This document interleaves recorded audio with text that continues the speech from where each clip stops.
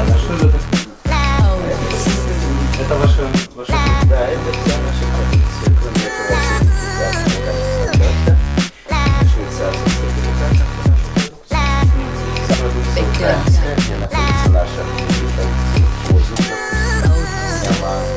Это жмень. Это уже готовая продукция, которая Мы есть... делаем крупы, они Да, вы... пакетируют и продают вам 3 раза дороже.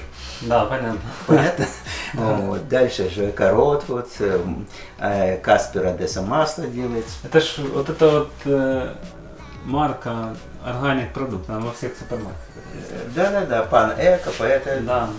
А вот этот органик стандарт, это, Да. это кто Это выдавал? что, вот, видно? Топ-кварк, да? Топ-кварк, да. Сорочинская 31, Да. Миргород. Что мы? Производство и переработка. Мгм. Это органический продукт, торговая марка, узаконенная Украины. Мгм. Это Биосвис, это что, европейский сертификат качества. Мгм. Вот эти звездочки, евролисток так Да, называемый. да, понимаю. Вот. И под ним есть УА Био 108. Под этим номером находится тот сертифицирующий орган, который аккредитован Еврокомиссией и имеет лицензию на право сертификации. Знаете, сколько вы занимаетесь уже Ну, растениеводством? В принципе, это где-то с 2000 года. Вообще, в принципе, растениеводство. Да. Как А бы что вас на это считаемся подтолкнуло пионерами. вообще? Как вы к этому Ну, пришли? что подтолкнуло? Во-первых, философия жизни, так грубо сказать, что все хотели быть, и вы хотите быть здоровыми и не болеть, правильно? Да, Кто же 100%. от этого не может? Бабушки, дедушки стоят. Ну, а чтобы машина долго ездила, надо заливать хороший бензин, наверное, и масло, смотреть Да, за ней, да, никуда не совершенно верно. денешься. Для человека питание... Качественный продукт. С органической продукцией вы познакомились в США, правильно? Да, это окончательно, когда я увидел, что это стоит на полках, Да. и она имеет разную цену, разный спрос, Да. и ее употребляют люди, которые Следят за своим и здоровьем. интеллектуально знакомы, не просто, и имеют на это возможность. Органика – это будущее, и это путь в прогресс и в здравый смысл человека. Где вы берете посевной материал? Посевной материал, как правило, мы берем у органических хозяйств, Да. в том числе и за границей. Скажите, рентабельность выше на органических культурах, чем на обычных? За счет сегодняшнего спроса и неудовлетворения спроса рентабельность позволяет существовать. Спроса больше, чем предложение. Да.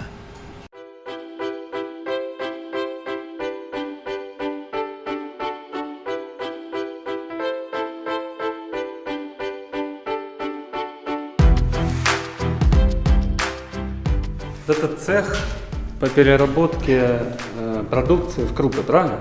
Да, Становится. правильно, да. Это основная машина, составная часть крупоцеха, это машина.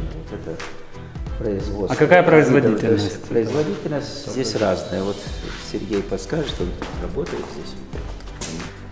Здесь получается продукция, которую Василий Михайлович собирает с поля, перерабатывается в крупы и продается на внутреннем рынке, правильно? Внутреннем рынке?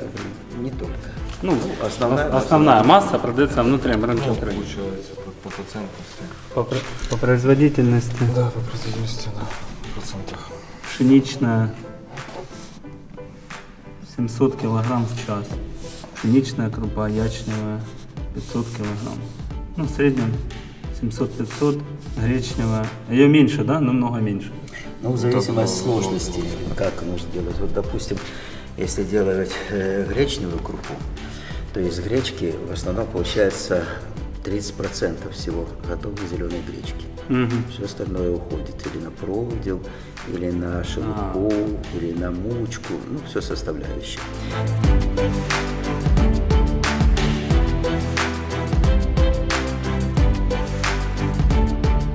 Получается, что поступает заказ Да. на какой-то вид крупы. Вот заказывает, допустим, предприятие «Жменька». Да. Торговая марка известная, Иван. Да, и- да, я все знаю. Да. Есть в торговых сетях Ашан, Фуршет, Хвилинка, там, Сельпо, их продукция. Да. У них есть сектор органических продуктов. Да. С евролистком, Да. который характеризует, что они тоже сертифицированы и имеют право пакетировать и выпускать органику. Они делают заказ у нас, допустим, 5 тонн ячневой крупы. Мы начинаем производство, привозим с хозяйства. То есть, получается, я перебью, получается, не вы предлагаете уже сделанную крупу, а поступает заказ В начальный? настоящее время мы работаем под заказ. Под заказ. Почему? Тогда мы не храним продукцию. Да. Продукция все-таки продовольственная имеет определенные сроки. Сроки годности. Да, в готовом сырье, вернее, в сырье она хранится дольше и лучше. У нас есть условия для такого специализированного хранения в хозяйстве, там, где мы выращиваем, куда мы сегодня собрались поехать. Да. А в цеху переработки готовую продукцию хранить смысла нет, потому что Поэтому вы работаете под заказ. заказ. Вот. В настоящее время, летний период, конечно, заказов меньше, потому что естественный стол насыщенный, и уже и картошка пошла молодая, овощи, фрукты, все. Поэтому это традиционно крупы немножко уменьшаются, потребление в зимний период чуть увеличивается, не чуть, а достаточно увеличится, пользуется. Но мы сегодня вот под заказ обеспечим интернет-магазины, магазины органического питания, это Киева, Днепропетровска, Львова, Ивано-Франковска, Сумы тоже берут, основные центральные города, где есть, в интернете можно найти, в общем-то. Мы упаковываем со своей этикеткой, со своей маркой, Кварка, так она идет под таким названием, и отправляем тогда нашим потребителям. Через потребление и отправка происходит по всем видам, которые удобны для потребителя. Наиболее для нас удобно это Автолюкс, который здесь находится рядом, потом чуть дальше Новая почта, Интайм, Вечерних. Все логистика сейчас логистика, она достаточно развита. Да. Намолотая мука. Кстати, мука из овса, да, Саша? Овсяная мука. Это цельномолотая, вы видите, как она делается. Она, кстати, пользуется сейчас у нас очень большой популярностью практически. Постоянно заказывают ее из овса. Вот. Я сам пользуюсь этой мукой. Да? Здесь происходит приемка продукции сырьем. Дальше идет ее переработка. Да. Кроме этого, раз мы сюда зашли, я покажу цех. Здесь ядро шелушится, Так. дальше идет калибровка Так. и на вибростол отбор ядра, чтобы очистить. Это производство механизма жареной гречки. Да. Это своего рода жаровня, да? Да, жаровник. Здесь идет постоянное перемешивание, Да. там нагрев, здесь температурный режим, датчики мы сняли, чтобы не разбились. А потом идет уже просушка и на машину шелушение. После прожарки отшелушивается шелуха. Да. Жареная проходит термообработку. Ага, понял. Да. Естественно, это не живая гречка, как я говорил, зеленая, которая может прорастать. За 12 часов она должна дать ростки. Это показатель качества живой, здоровой гречки. Здесь рождаются экопродукты. Да. Цех уже готовая продукция, Да, правильно? здесь. В настоящее время у нас Склад, маленькие точно. такие содержания, остатки есть. Такой завтрак. Вот это есть не что иное, которое еще нет в производстве, пшено.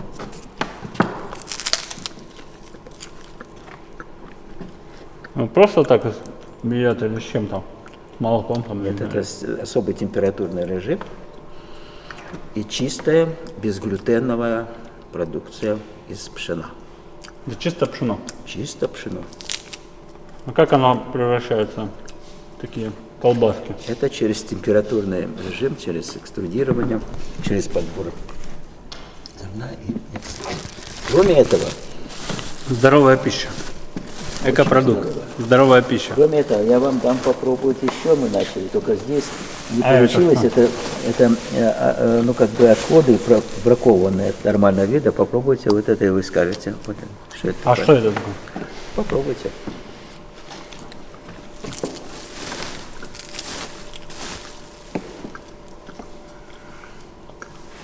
Да, овсяная крупа? Это гречка. А, это гречка, точно. Это гречка. в Запах. таком виде еще. Гречка, да. Круто вообще. Это очень тоже полезная, хорошая вещь. Вкусно. Ну ты пообедали. Берут еще шелуху гречки, которую из органики чистейшую. Ее очищают, проверяют. Я дома уже 2 года сплю на подушке из этой. Это очень полезно для головы, для пота. А, всего, то есть в да. подушку, да, идет Да. это наполнение? На турботек или еще какие даже и матрасы делают из них. Круто И тогда ложишься в чистую органическую. Если помните, раньше в народе еще солому матрасы делали. Да. Это натуральная органическая гречка. она Понятно? используется. Подушка Первый раз я познакомился из наполнения из гречки. Из шелухи. Да. Кукурузная мука, мука из пшеницы твердой, мука из пшеницы мягкой. Все это вот продукция, которая на сегодняшний день мы производим. Ультразвук это мой знакомый полковник, который работает в системе электроники, создал эту установку. И мы 3 года назад ее проверили у себя. Она показала очень хорошие результаты. В настоящее время их выпущено очень ограниченное количество. Но хотелось бы, конечно, чтобы он ее запатентовал и мог выпускать дальше, потому что это большое подспорье, особенно у всех, кто занимается продовольствием, особенно складским, хранением и все остальное. Потому что вы Защита сами от грызунов. видите, да. Поля, экологически чистая гречка, экопродукт. Компания «Кварк», Миргородский район Полтавской области. Василий Михайлович, руководитель. Вот мы сейчас присутствуем на поле, где еще в полном цвете гречка. Для того, чтобы она запылилась, конечно, нужны пчелы, различные насекомые. После того, когда переносится и опыляется цветочек, зарождается вот такой бутончик зелененький. В перспективе потом он становится созреваем гречкой. Вот это и есть Это из гречки. гречиха. Гречиха, Да. А гречкой мы уже называем то, что ядро гречки Ну, делается, внутри жареное. этого. Да. Вот. Когда вот оно очищается, в чем технология очистить вот это, тогда получится вот то, что я вам показывал, та шелуха, которая Да, используется да, для, для подушек, гигиены, для для одеяла. всего, для здоровья. И вот так она вот, видите, с черного Скажите, а состава. сколько с 1 гектара собирают, какое количество гречки? Вот сейчас мы присутствуем на поле, где будет урожайность, на мой взгляд, где-то больше 2 тонн. Гектар. Да. Это нормально? Да. Это хорошо, потому что этот год очень удачный для гречки. Гречка вот такие свойства, что если температура больше 25 градусов, она не излучает нектар, не летят пчелы, она не запыляется. Потом у нее свойство сворачивать немножко листочки и бороться с температурой, пока не будет нормальной. Но бороться можно не все лето, если жарко, как в прошлом году, а тот период, когда вот именно происходит самое нормальное развитие и вегетация самой гречихи, как всегда. Я вижу, что на поле много бурьяна. Я Да. так понимаю, это из-за того, что нету Да. ни гербицидов, Да. ни Нет. пестицидов. Это один из моментов, подтверждающий, что здесь не было. Экопродукт. Так что увидели, да? Да, очень Можете красиво. снять. Вот видите, это вот запыленное. Вот как еще урожайность проверяют? Берут вот один год, да, или корень вот откуда выходит. Потом все это снимают, да? Да, Но это когда уже зеленое, то есть когда уже созрело. созрело, да. Да. И считают. 10 штук это как бы центнер. Ага.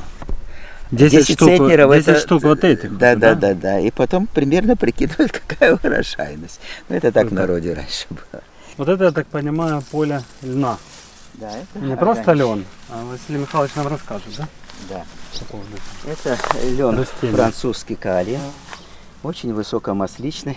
Семена приобретались Во Франции органический по статусу. Практически в этом году его посевы, это самое развитие пока хорошее. Присутствует бурьян, так, ну, как его называют еще, ну, колючки в народе. Какая урожайность? Урожайность может быть от 1,5 до 3, максимум 3,5 может быть. Тонны, Ну, где-то да? и 4, если Гектар. где-то много. Для Да. чего он используется, этот лен? Масличный лен, как правило, используется для производства льняного масла, так называемый омега-6.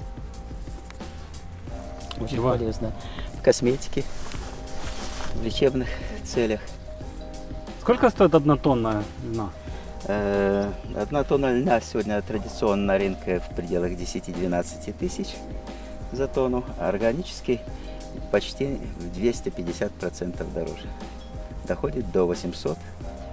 То есть вот Да, этот лен, Да, до 800 тысяч евро за тонну. вот этот лен Да, может вот это. стоить. Посевной материал намного дороже, чем... Да, все равно тоже дороже. И в выращивании он сложнее, естественно. Этот лен. Да, потому что здесь нужно обязательно подготовить землю по технологии. И самое главное, вовремя посеять, чтобы вегетация бурьяна как-то совпала с тем, чтобы он чуть пошел раньше, Мгм. а потом остальное. Климатические условия в этом году тоже хорошие для льна. Вот видите, как нужны.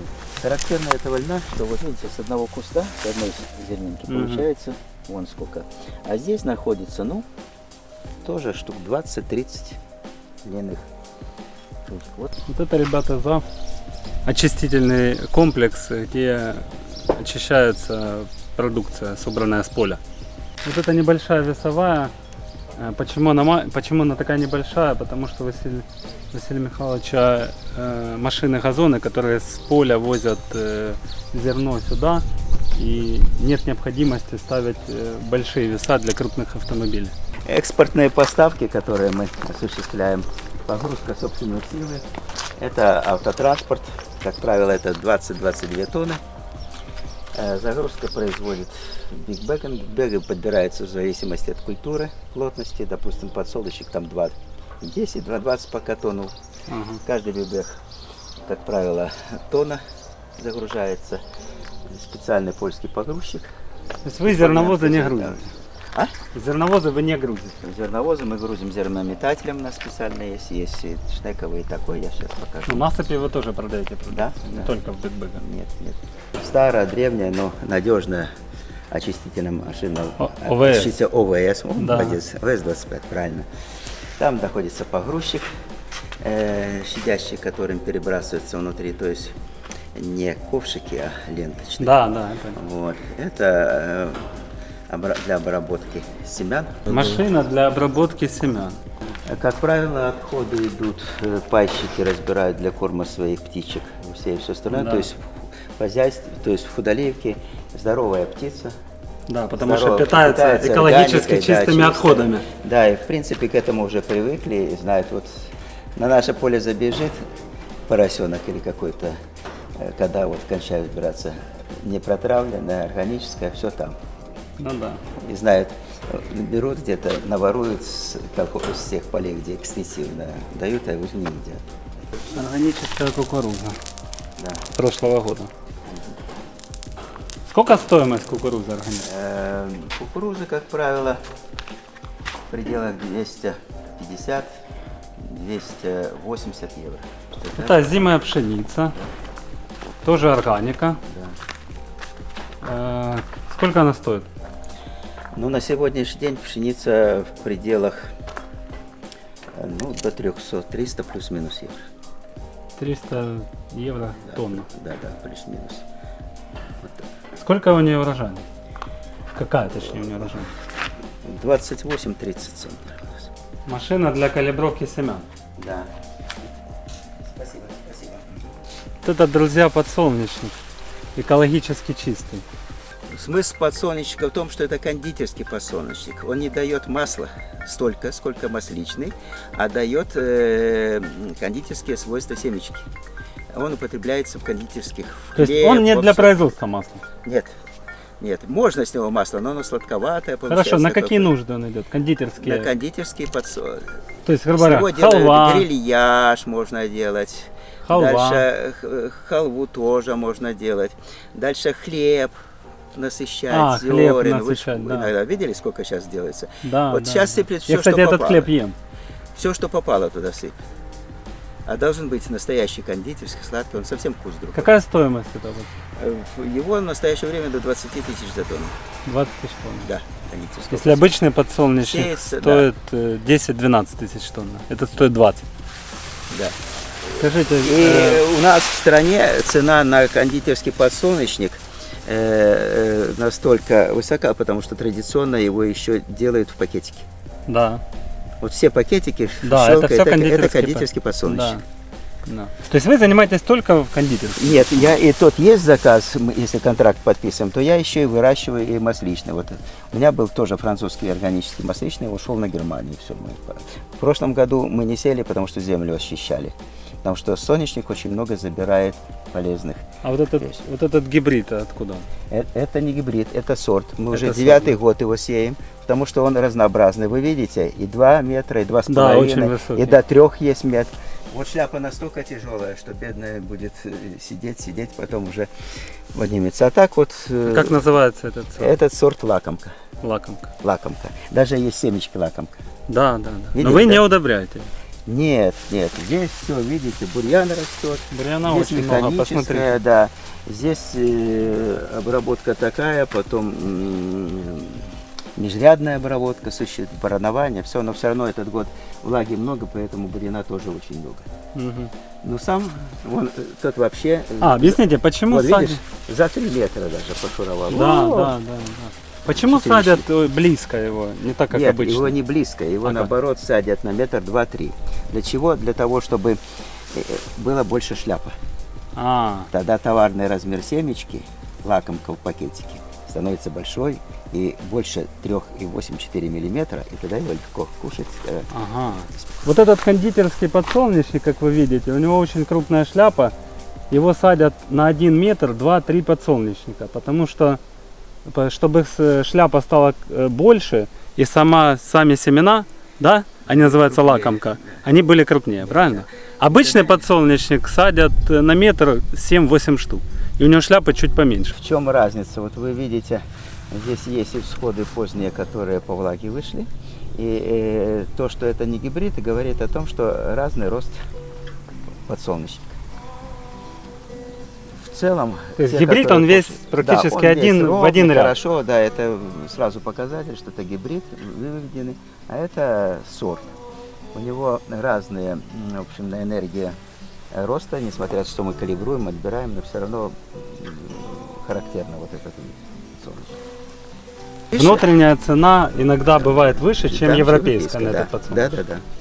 И выгоднее, Потому да. что украинцы любят Да, потому семечку. что это традиционное потребление. Да. Вот сейчас нам немного расскажут о органической сое. Чем характерно? То, что вы видите, есть бурьян. Как мы не боролись, все равно есть. Бурьян. Падалищный подсолнечник, который 5 лет назад здесь сеялся, до сих пор, когда обработка земли, все равно появляется где-то. И сама органическая соя, вот видите, уже сколько стручков завязывается. Да. Вон, видишь стручки? Вот. Это соя. То есть состояние органической сои здесь, в принципе, по этому году хорошее. Бульбочки так называемые. Вот это есть азот. Я его сорвал, бульбочку, да? Мгм. Дальше это формируется корень. Вон, видишь, упало Да, там да, еще да, беленькие. да. Вот они еще есть. Вот, видишь? Да. Это азот чистейший. Соя формирует, насыщает землю азотом. То есть не удобрение, а вкладывать в землю. И вот теперь смотрим, сколько здесь стручков. на одном. А соя Можно сама посчитать.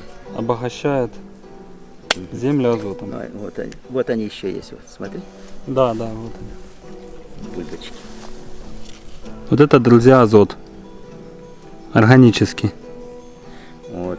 Это молодой, а потом, когда она больше формируется вообще вся в бульбочках. А вот теперь посчитаем, сколько здесь. Давайте Раз, посчитаем, сколько 2, тут. 3, 4, 5, 6, 7, 8, 9, 10, 11, 12, 13, 14, 15, 16. И еще цветет. И вот еще. 17, 18, 19, 20, 23. Ну, 23. Здесь по 4. Раз, два, три, 4. Соинки должно быть. То есть 4. 23, 80. То есть с одной сои 80. Вот и примерно прикидывает. Если ты посеял, допустим, на это поле 150 килограмм на гектар, Да, на 100, значит, это ты посеял 15 тонн, да? да. С одной должно вырасти вот здесь 80. 80, да, с одного куста. Да. Смотрите, друзья, это жито. Посмотрите, сколько бурьяна на поле. А почему бурьян? Потому что не используются никакие ни гербициды, ни пестициды, не борются с Зажатый, конечно. бурьяном. И это жито, кто не знает, из него делают черный хлеб. Да, с женой. Вот вымолачивается, вот оно жито.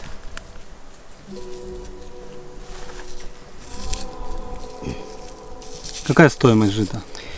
300 евро. 300 евро. Вот это жито предназначено для Израиля. Основной вот покупатель Израиль? Ну, в данном случае контракт с Израилем.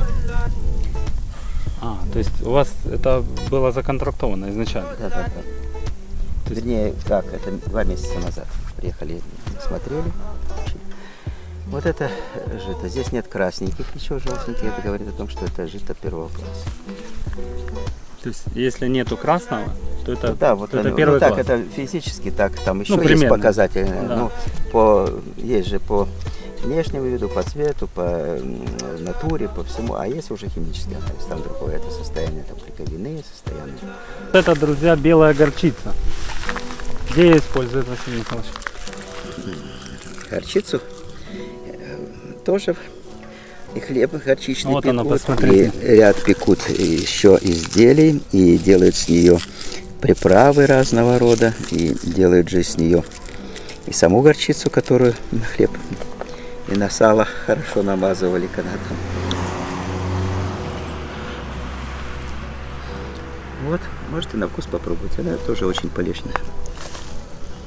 И тоже экологически чистый продукт.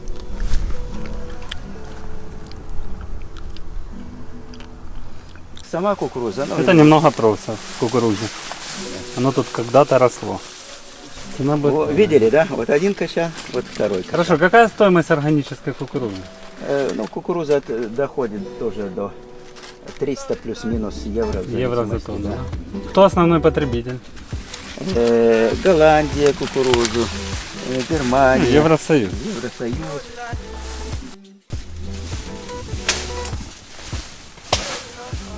Спасибо Что вам сказать? большое, Василий Михайлович, что вы нас посвятили в органику. Нам очень приятно. Очень было полезно, реально. И вот яркий пример фермерам, которые могли бы перейти на органические продукты.